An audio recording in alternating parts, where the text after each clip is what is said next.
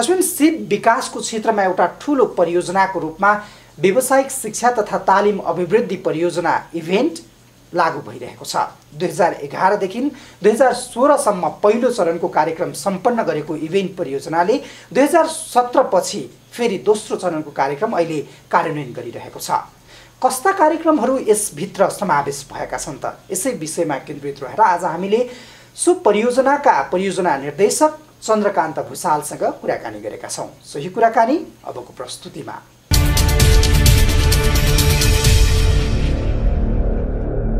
यहाँलाई स्वागत छ कार्यक्रममा। धन्यवाद।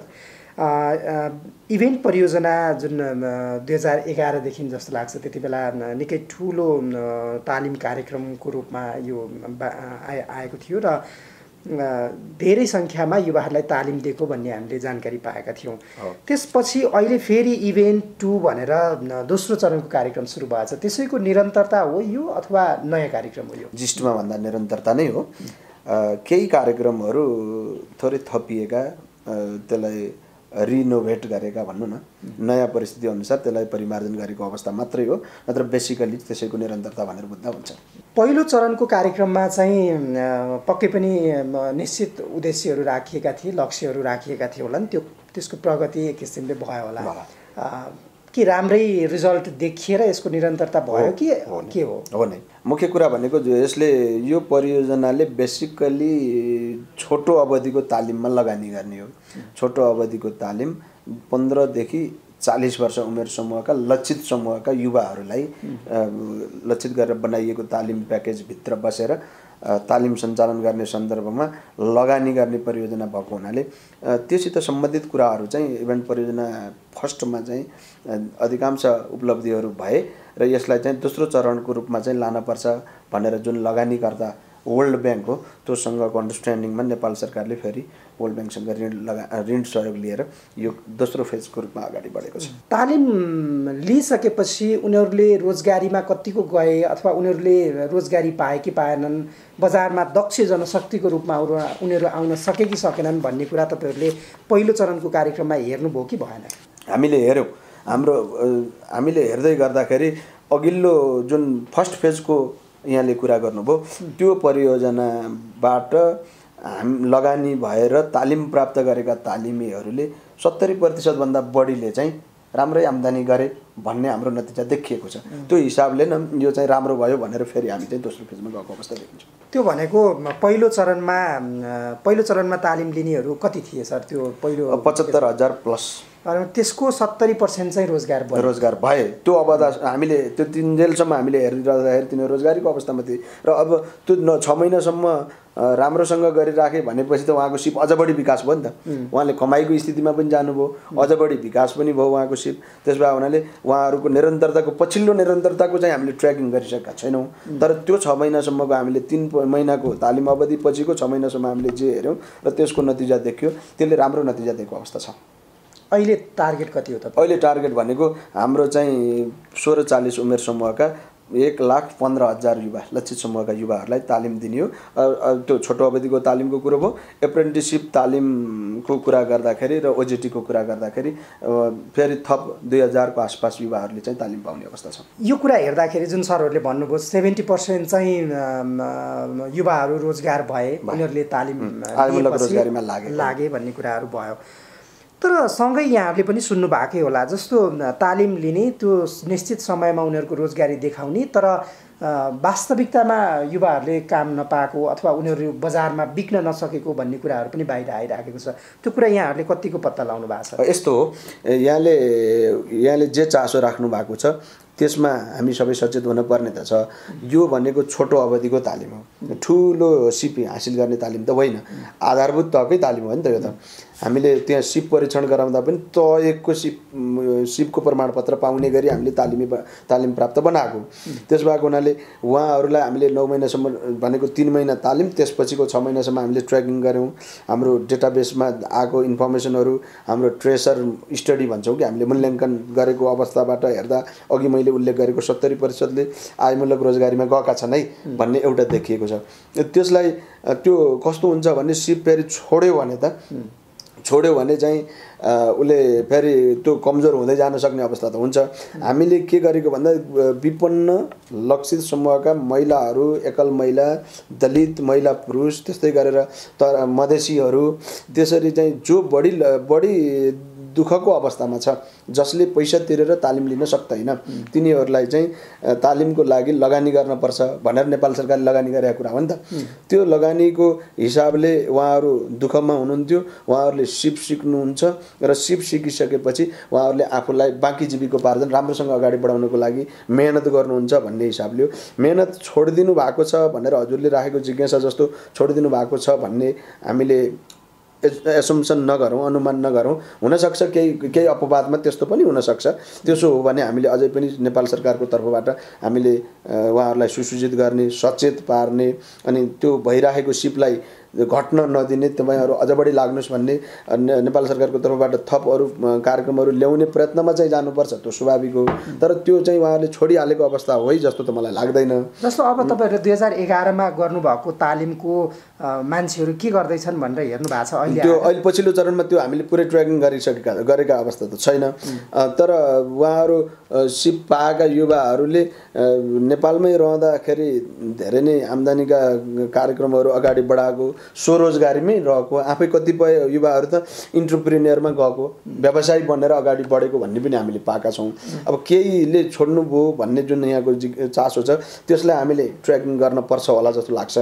ती युवाहरूको खोजी गर्न पर्ने कुरा जुन यहाँले चासो राख्नु भएको छ, हामीले ट्रेसर स्टडीको माध्यमबाट ती युवाहरूको अब खोजी गर्नुपर्छ भन्ने छ हाम्रो यो फेजमा चाहिँ हामी त्यतातर्फ पनि हाम्रो ध्यान आकृष्ट भएको छ। अहिले यहाँले भने जस्तै ठुलो स्केलको अध्ययन त हामीले गरेका छैनौँ।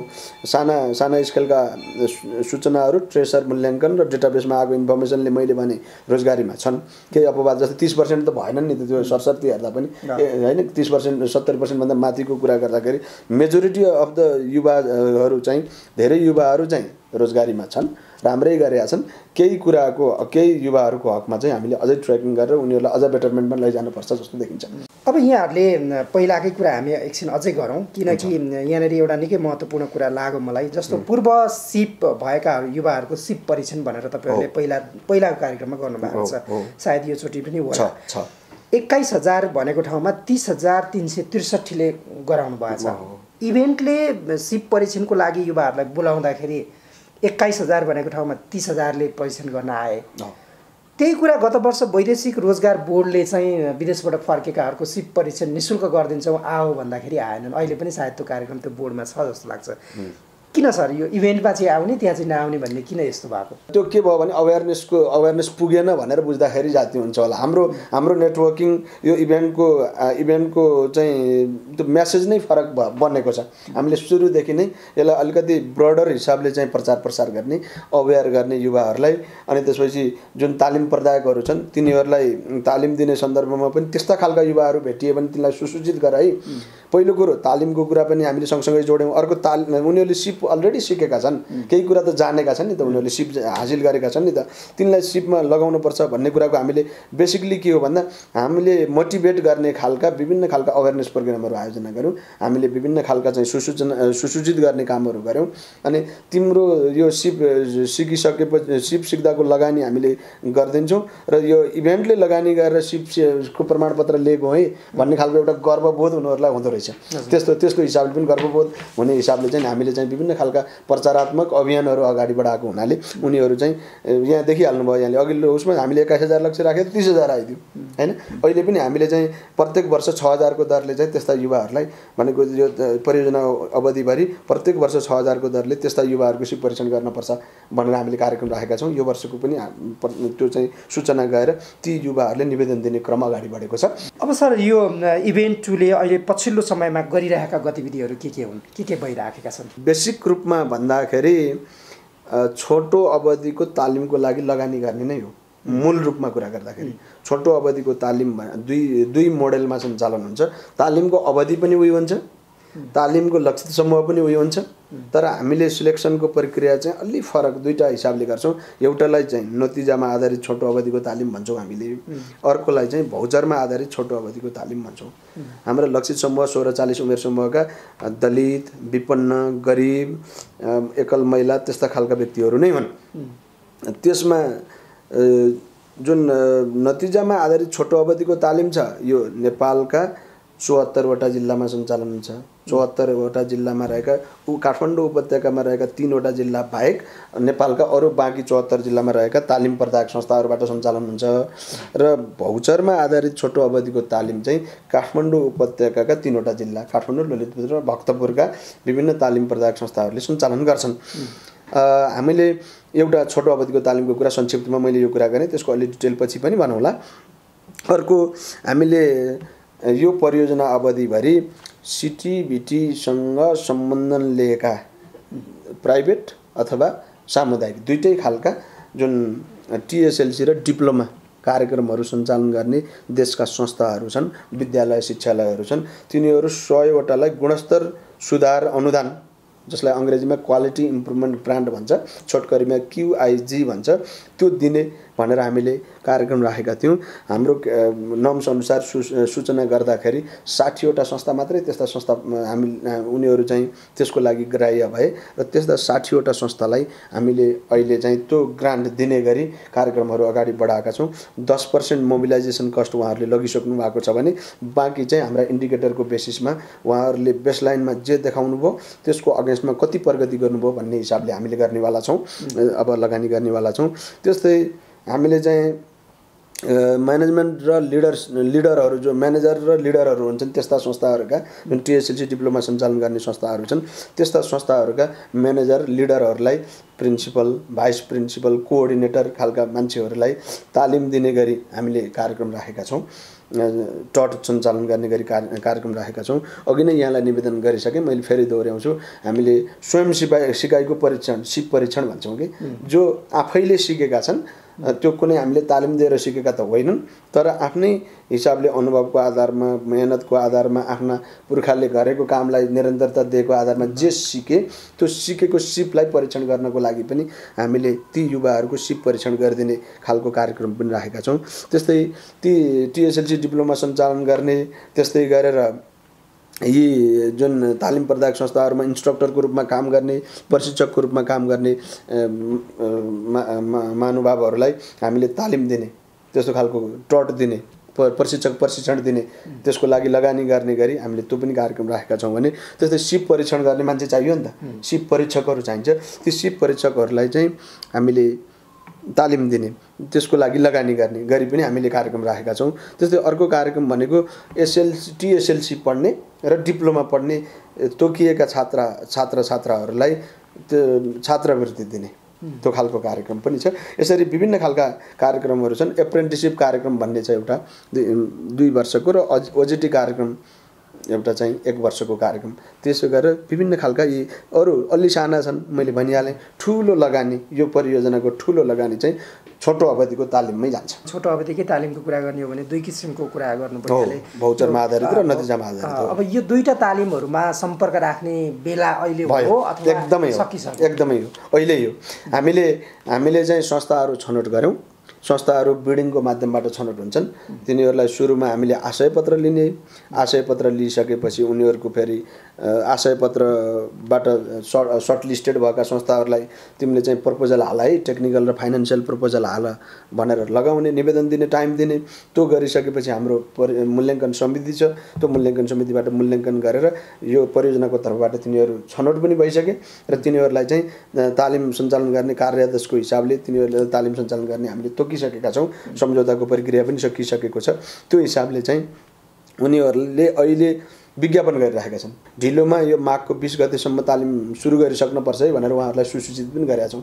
किनभने जति ढिलो गर्यो त्यति फेरि भरि हाम्रो चाहिँ यो व्यवस्थापन आर्थिक व्यवस्थापनमा पनि कठिनाइ आउँछ आर्थिक वर्षको कुरा हुन्छ विभिन्न हिसाबले र एकातर्फ चाहिँ तालिमको व्यवस्थापन टोटालिटीमा तालिमको व्यवस्थापनमा जटिलता आउँछ भन्ने हिसाबले हामीले तालिम सुरु गर्नलाई उहाँहरूलाई निर्देशन गरिसकेका छौँ र उहाँहरूले चाहिँ सूचना गरेर सहभागी बोलाइराख्नु भएको छ अहिले सम्पर्क राख्ने तालिम प्रदायक संस्थाहरूको सबै डिटेल हाम्रो वेबसाइटमा छ इभेन्टको वेबसाइटमा छ सबै सम्बन्धित सरकारवालाहरूलाई त्यो इभेन्टको वेबसाइटमा रहेको डिटेलहरू हेरेर आफ्नो पाएक पर्ने संस्थामा उहाँहरूले गरेको सूचना बमोजिम चाहिँ निवेदन दिन जानु हुन चाहिँ मैले यसै मार्फत अनुरोध पनि गर्छु इभेन्ट एउटा परियोजना हो अहिले तालिमका कार्यक्रमसँगै सिटिभिटी अन्तर्गतका स्कुलहरूको पनि क्षमता वृद्धि र विद्यार्थीहरूलाई छात्रवृत्तिको कुराहरू पनि गरिरहनु भएको छ आज हामी अलि बढी फोकस तालिममा भएको हुनाले यो तालिम कार्यक्रमहरू तपाईँहरूसँगै इभेन्टसँगै सिटिभिटीले पनि आफैले गर्ला त्यसपछि अन्य श्रम मन्त्रालय अन्तर्गतका निकायहरूले लगायत अन्य परियोजनाहरूले पनि गरिराखेका छन्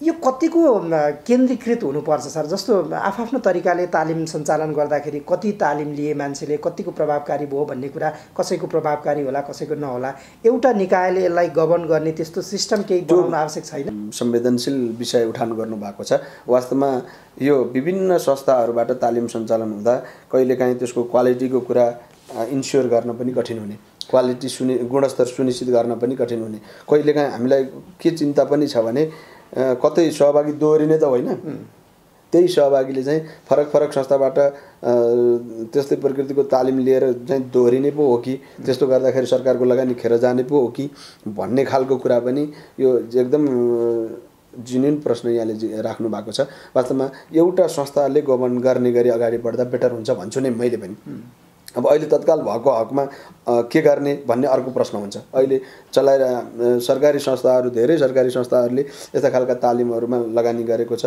तालिमहरू सञ्चालन गरिरहेको सन्दर्भ छ त्यस भएको हुनाले त्यो सबैको समन्वय गर्ने मेकानिजम त पक्कै जरुरी छ हामीले आफ्नो हिसाबले समन्वय गर्ने प्रयत्न चाहिँ गरेका छौँ तर अझै पनि अझ बेटर समन्वयको लागि अझ बढी राम्रो प्रभावकारिताको लागि चाहिँ समन्वयकारी निकायको रूपमा कुनै निकाय भइदियो अथवा एकल डोरबाट एउटै ढोकाबाट चाहिँ त्यो तालिमका कार्यक्रमहरू गइदियो भने बेटर हुन्छ भन्नेमा म चाहिँ एकदमै सहमत छु यहाँको भनाइमा सहमत छु सेवा तपाईहरुले दिने हो त्यो सेवा लिने भनेको पब्लिकले हो जो दूरदराजसम्म बसेका छन् उनीहरुसम्म सेवा तपाईहरुले पुर्याउँदै हुनुहुन्छ एकदम त्यसको प्रभावकारिता पनि उनीहरुले त्यसबाट लाभान्वित हुन सके भने हुने हो र यहाँले अघि भन्नुभयो जोड्नु भएको जस्तै समृद्ध नेपाल सुखी नेपाली पनि ती नेपाली सुख नहुन्जेलसम्म सहर बजारका नेपाली सुखी भएर मात्रै समृद्ध नेपाल हुँदैन अब के भन्नुहुन्छ सर यत्रो यो तालिम कार्यक्रमहरू यत्रो सिपका कार्यक्रमहरू सञ्चालन गरिरहेको एउटा निकायमा बसेर ती तमाम युवाहरूलाई